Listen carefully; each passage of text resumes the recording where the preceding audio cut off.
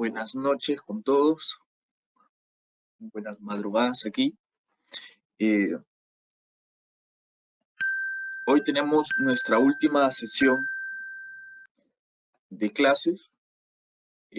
Espero que hayan sido sesiones muy enriquecedoras. Entiendo que sí, agradezco sus participaciones en cada sesión, rescato sus intervenciones y la posibilidad que estamos teniendo de conversar sobre temas que son relevantes en el derecho procesal, son temas actuales, ¿no? Entonces, es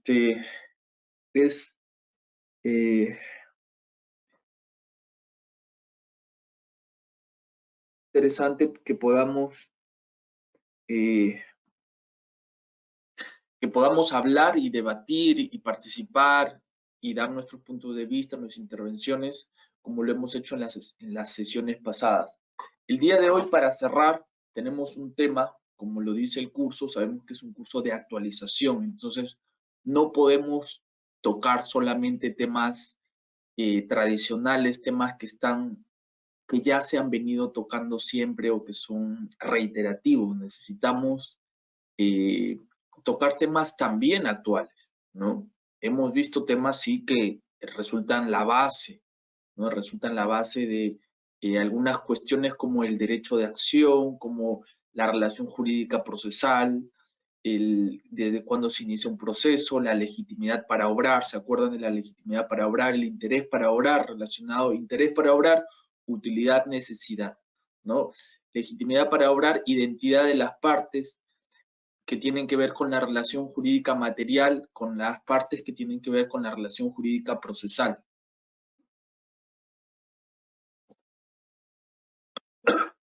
Perdón, perdón, perdón. Después, en la sesión siguiente, hemos visto algunos temas relacionados a los hechos en el proceso judicial. Hemos hablado de los hechos externos, los hechos individuales, los hechos percibidos, los hechos interpretados. Y según la doctrina, la clasificación tradicional, hemos hablado de hechos constitutivos, hechos modificativos, hechos extintivos. Entonces, y el día de ayer hemos conversado bastante sobre los medios probatorios, sobre las pruebas testimoniales, y también hemos conversado sobre la dificultad que existen en la recordación, en la capacidad para recordar de la memoria humana. Entonces, aquí es muy interesante hablar sobre estas cuestiones, y ahora en la última sesión vamos a conversar sobre proceso judicial y nuevas tecnologías. Ya saben que cualquier pregunta pueden hacerla en la sección preguntas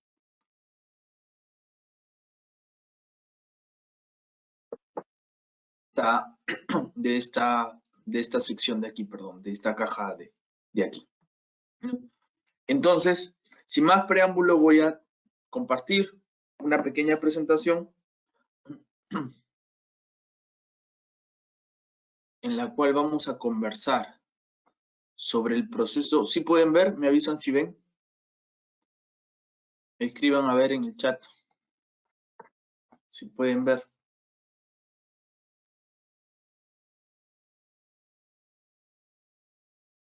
Sí pueden ver, ¿verdad?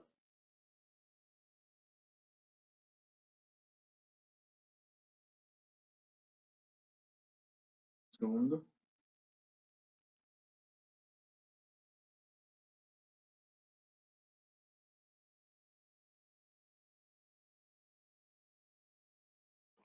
Ya, ahora sí, a ver. Correcto. A veces tengo un poco de interferencia. Ya, muy bien, muy bien. Sí, buenas noches a ustedes también. Gracias por contestar. Ya, entonces empezamos. Mientras estaba esperando un poquito que se sigan conectando más asistentes, veo que van subiendo. Pero mientras van ingresando, vamos conversando. Ya. Mi correo, dicho sea de paso, está ahí. Los que ayer me preguntaron pueden escribirlo. Cualquier duda que tengan sobre cualquier tema en cuestión de derecho procesal, pueden escribirme sin ningún problema, ¿no? Entonces, empezamos a conversar un poco de lo que vamos a ver el día de hoy. Primero vamos a ver la virtualización del proceso en nuestra realidad, en la realidad peruana. Después vamos a conversar sobre las audiencias virtuales y algunos principios que se encuentran involucrados en este tipo de nuevas tecnologías, ¿no? Hay principios que se tienen que reformular, ¿no? Entonces, por eso es importante que conversemos sobre eso, ¿no? Después vamos a hablar de la inteligencia artificial en la toma de decisiones, ¿no? ¿Qué tipo de inteligencia artificial se utiliza? Y después vamos a hablar incluso sobre un caso actual que es una audiencia, que les comenté creo que hace unos días, a través del metaverso, que es un universo paralelo y que esta audiencia ya se ha dado hace unas semanas nomás en Colombia, ¿no? No muy lejos, ¿no? Entonces, incluso hay videos, hay transmisiones de la audiencia, ¿no? Vamos a hablar, porque ya es una realidad, ¿no? Ya no es una cuestión futurista, sino es una realidad, ¿no? Entonces, después vamos a ver cuáles son las ventajas en la inteligencia artificial en la toma de decisiones, ¿no? Como ahorro de costos, como ahorro de tiempo, como optimización de la imparcialidad. Y también vamos a ver todas las desventajas que también hay, que no son muchas, pero pueden haber, ¿no? Pueden haber. Entonces, después, finalmente, vamos a ver algunas cuestiones controvertidas en torno a la legitimidad del juez, ¿no? Se ha hablado del juez robot, el derecho del juez natural, la discrecionalidad y la motivación. Y vamos a cerrar con algunas opiniones que ustedes tengan, algunas conclusiones, ¿no? Entonces, empecemos. Hoy va a ser una clase participativa también para que ustedes puedan escribir sus opiniones, ¿no? Como les digo, no puedo abrir el micro mucho porque aquí ya es de noche, bueno, de madrugada, entonces tampoco puedo hacer mucha bulla. Pero eso no va a ser impedimento, no va a ser obstáculo para que nosotros podamos conversar, como de hecho lo hemos venido haciendo las sesiones anteriores, que han sido muy enriquecedoras y las agradezco por eso. Entonces, primero, ¿cuál es la realidad que tenemos en nuestro país? ¿No? Primero, sabemos que ya antes de la pandemia había un expediente judicial electrónico, ¿no? Ya se estaban digitalizando varios casos. Ustedes podían ingresar a la página de consulta de expedientes judiciales y podían ver ahí eh, cuál era el estatus, cuál era el estatus de determinados procesos judiciales, ¿no? Salvo los procesos penales, podían ver el estatus de los procesos de familia, procesos de obligación de dar suma de dinero, etc. Entonces, ya había, antes de la pandemia, una virtualización que estaba creciendo, ¿no? Ya había también incluso el sistema de notificaciones electrónicas, ¿no? Ustedes colocaban su casilla electrónica y les llegaba un correo cuando recibían alguna notificación y ustedes podían acceder, ¿no? Entonces, ya existían herramientas antes de la pandemia que permitían de alguna forma poder verificar nuestros expedientes judiciales, incluso presentar escritos sin necesidad de acudir al centro judicial, ¿no? Es a raíz de, de la pandemia que esto se acentúa, ¿no? Pero habían otras entidades estatales que ya habían probado antes de la pandemia, ojo, antes de la pandemia, un programa piloto de teletrabajo, ¿no? Indecopi, por ejemplo, siendo una entidad estatal, probó un programa piloto de teletrabajo como una experiencia en el sector público, ¿no? En el Perú, ¿no? Entonces, se puede apreciar, entonces que ya había un precedente en el país sobre el tema del teletrabajo que, como ustedes saben, se acentuó mucho a raíz de la pandemia, ¿no? Ahora, desde el año 2015, el sistema de notificaciones electrónicas se ha venido implementando de forma progresiva, ¿no? Prácticamente hoy las notificaciones electrónicas o el sistema de notificaciones electrónicos prácticamente está utilizándose al su 100%, salvo los temas penales, ¿no? En materia civil se utiliza bastante, ¿no?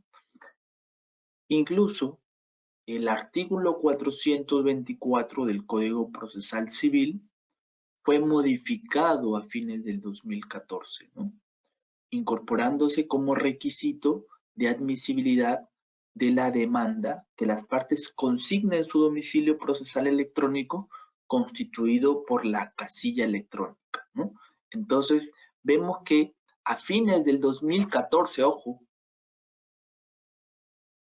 estamos hablando de fines del 2014, ya había un inicio de la virtualización del proceso, ¿no? Inclusive en enero del 2017 se conformó una comisión de trabajo del expediente judicial electrónico y de las mesas de partes electrónicas, ¿no? Y se empezó a asegurar su implementación durante el periodo 2017 o 2018, ¿no?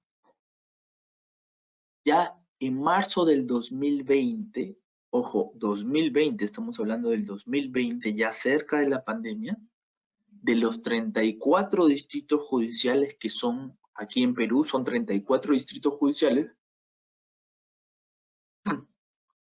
agrupados geográficamente, solo en 5 se había implementado el expediente judicial electrónico. O sea, de los 34, solamente en 5 se había implementado el expediente judicial electrónico, ¿no?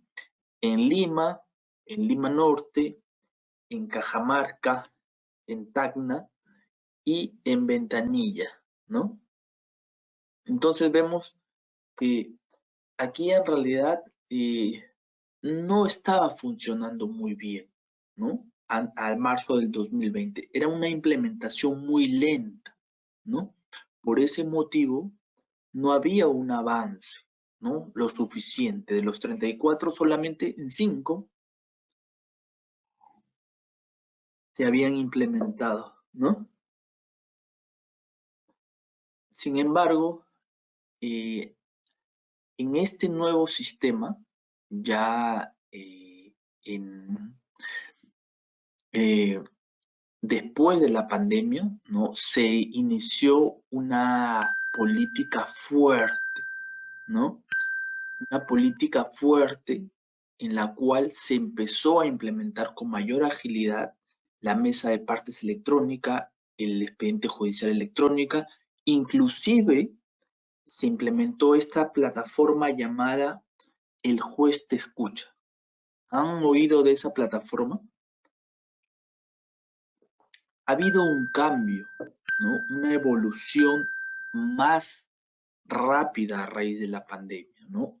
Esto no significa, esto no significa que haya terminado de implementarse, ¿no? Eso no significa que haya terminado de implementarse toda la virtualización del proceso. Sin embargo, hay un avance, ¿no? Hay un avance. Inclusive, ustedes se pueden haber dado cuenta que hay audiencias virtuales y que se ha venido celebrando audiencias virtuales, ¿no? Muchos de ustedes seguramente habrán participado en audiencias virtuales.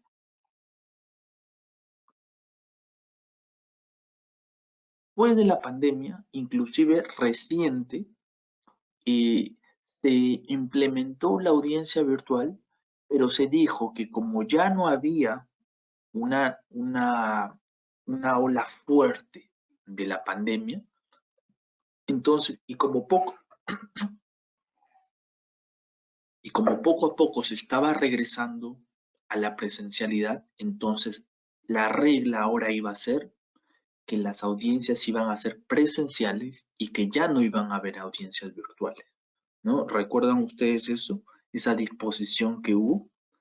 Sin embargo, hubo un reclamo de los justiciables, entidades se pronunciaron y lo que dijeron fue que lo que había que hacer o la regla debía ser flexibilizada y el juez debía, en la medida de lo posible y siempre que sea sencillo para ambas partes, demandante como demandado, celebrar las audiencias virtuales, ¿no? ¿Eso qué quiere decir? Que a pesar de que la pandemia ya está pasando, ha quedado una disposición que permite la celebración de audiencias virtuales, ¿no? Ojo aquí, porque esta disposición es la que se mantiene vigente actualmente, ¿no?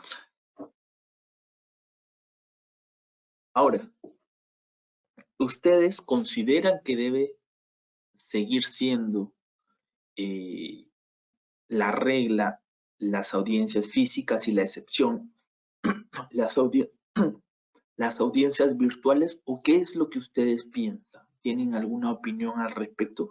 Porque lo que se ha dicho ahora es que las audiencias virtuales, por un lado, pueden facilitar el tema de la movilidad, de la, eh, de la agilización o agilidad para llevar a cabo un tipo de acto, ¿no? En medio de una audiencia, ¿no? Facilita el tiempo para que las partes no necesiten de movilizarse. Entonces, eh, hay otras posturas que dicen que las audiencias deben ser físicas, ¿no? Entonces, hay todo un tema aquí, ¿no? Lo que está claro es que las audiencias virtuales funcionan en la medida de que la ley ha habilitado que sigan existiendo a pesar de que el contexto de la pandemia ya está desapareciendo, ¿no? Es más, si ustedes recuerdan, en la conciliación extrajudicial se promulgó una ley que también favorece que se celebren conciliaciones de forma virtual, ¿no? Antes no, todas las conciliaciones eran físicas, pero ahora la ley permite que se celebren conciliaciones virtuales, ¿no? Entonces ustedes pueden participar en conciliaciones virtuales sin necesidad de ir, ¿no? Porque además muchas veces ustedes van y saben que no van a llegar a un acuerdo conciliatorio, ¿no? Entonces, este tema podría ser una ventaja. Hay otras posturas que dicen que puede ser una desventaja por una serie de motivos. Perdón, este no era. Quería leer sus preguntas, ¿no? No sé qué piensan ustedes. A ver, dicen, a ver, vamos a leer, ¿no? Vamos,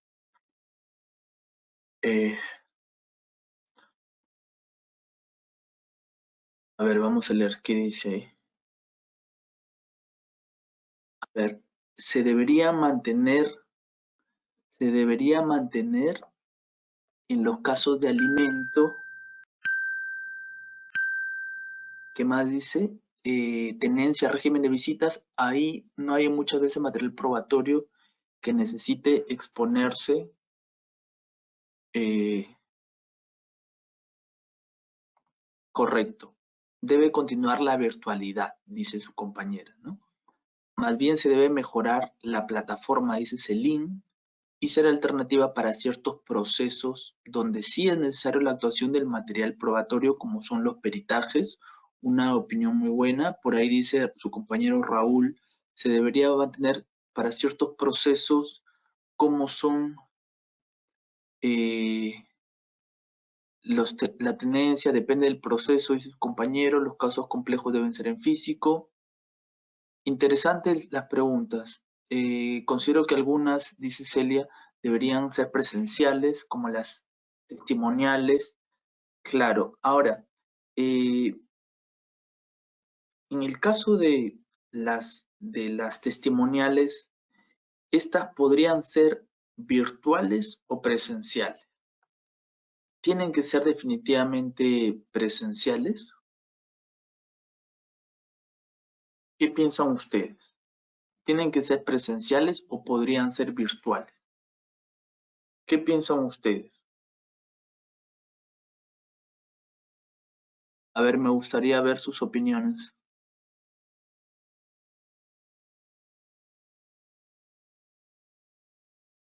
Que dice podrían ser virtuales, presenciales, pero ¿por qué?